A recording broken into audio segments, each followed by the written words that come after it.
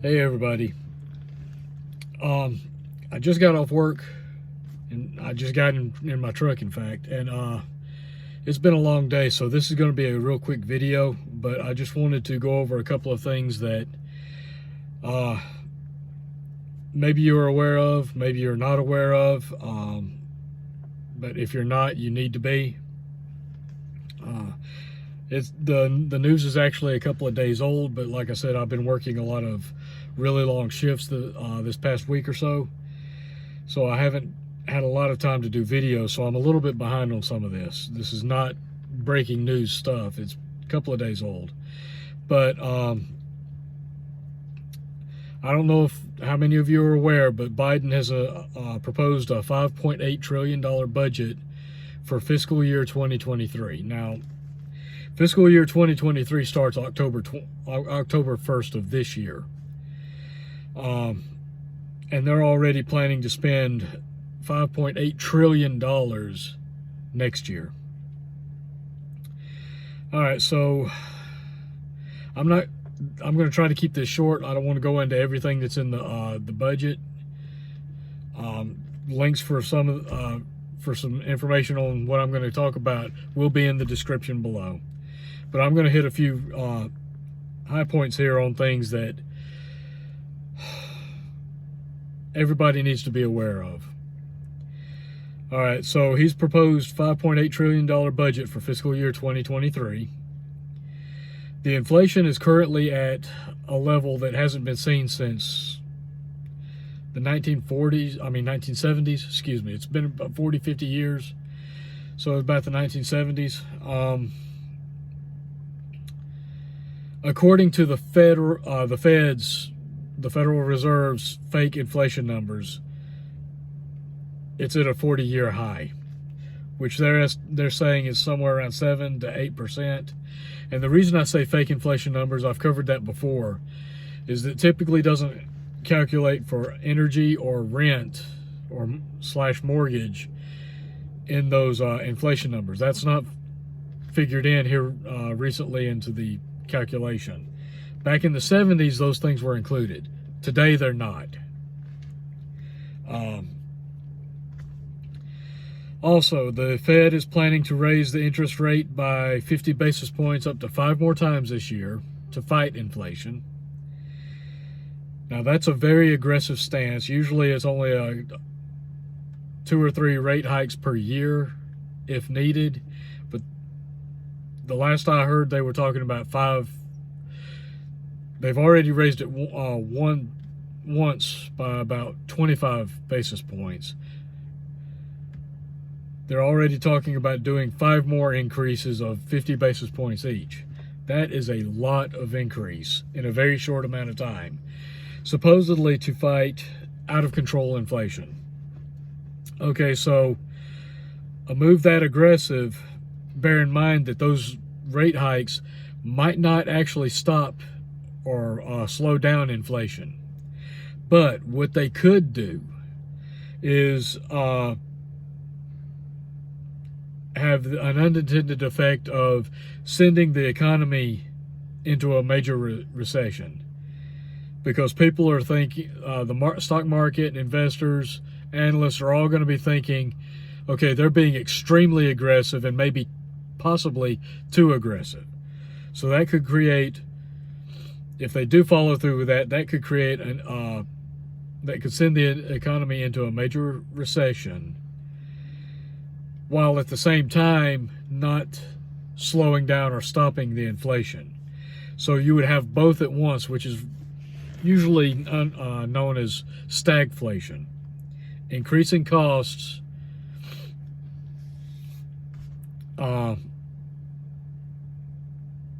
but in a recessive economy. All right, some other things to think of. Food shortages are continuing to worsen. The outlook for the food shortages continues to worsen, I should say. The food supply line is seriously impaired at the moment. Prices continue to climb. In fact,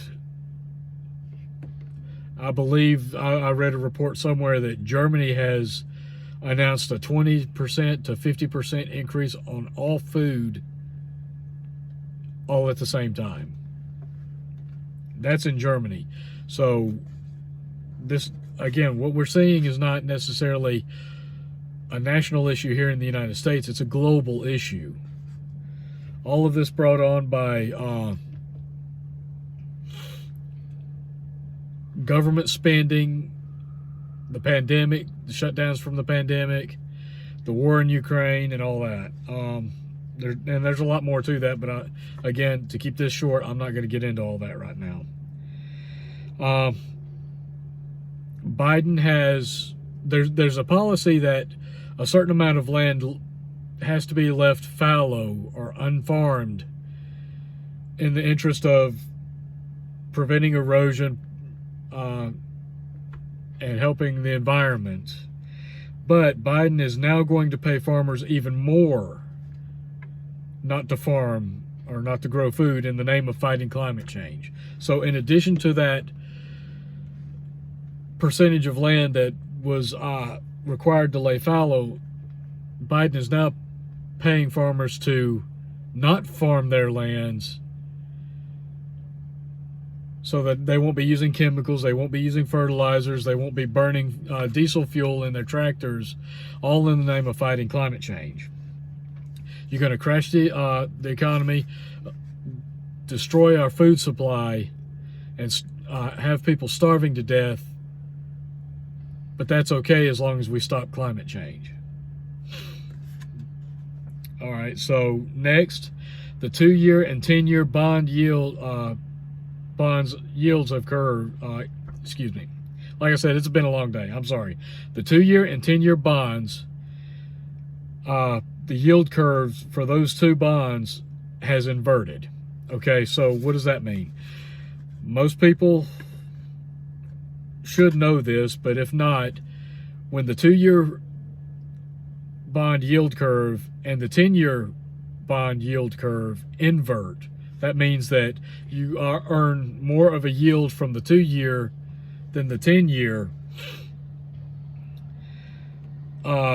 That's a signal that there's a coming recession. And for the most part, it's played out true to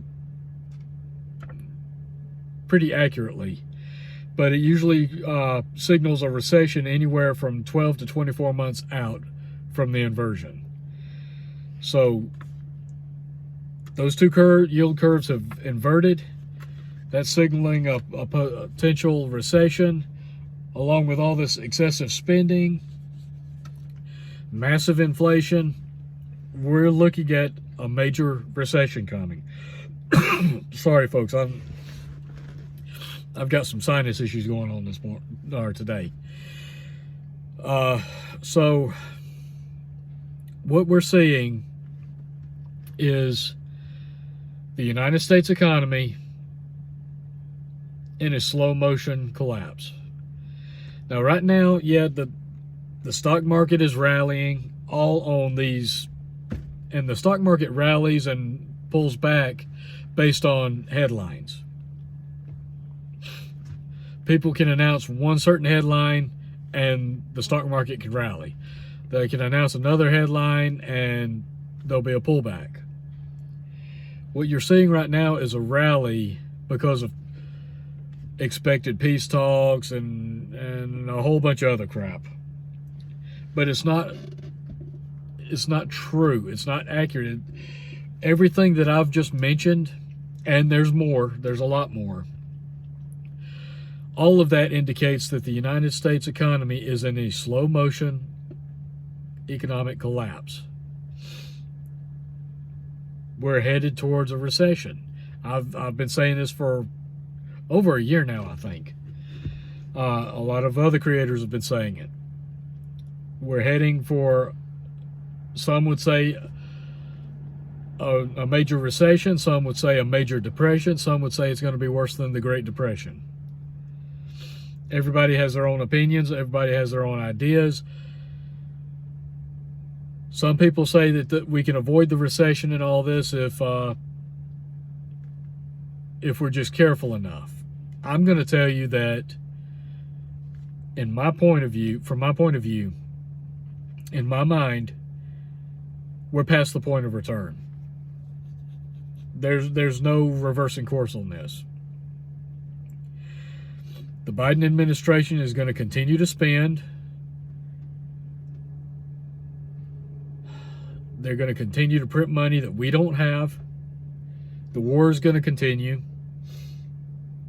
They keep harping on COVID. So, I honestly don't see how this could be reversed.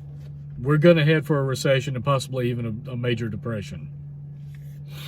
I hope you're getting ready. I hope you're stacking food, growing food, doing all the things that you need to be doing. Every day news like this that comes out is a warning. Take care of your business. Time is short.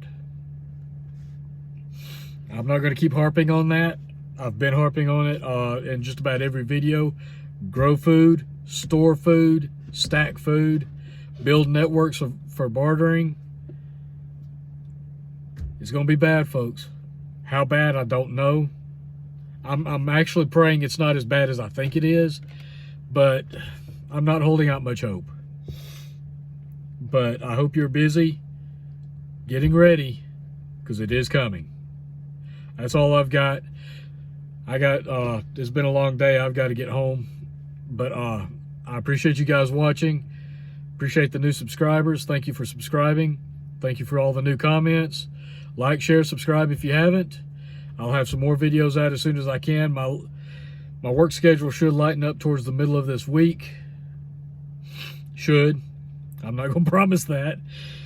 Right now, they're working me to death, and I'm trying to work as many hours as I can get because I don't know how much longer all of this will hold together. So I'm trying to work hours, build up some cash, and add to my preps.